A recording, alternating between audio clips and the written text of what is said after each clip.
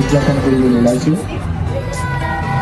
আমি সকলোৱে মিলি সকলো গাঁৱত সৰুকৈ আমি যিহেতু মায়াবিনী গীতটো এটা প্ৰাৰ্থনালৈ পৰিৱৰ্তিত হৈছে, আমি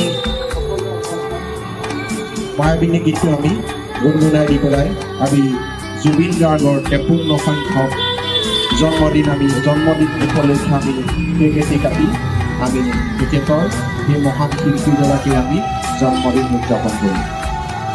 জুবিন গাৰ্গ যাতে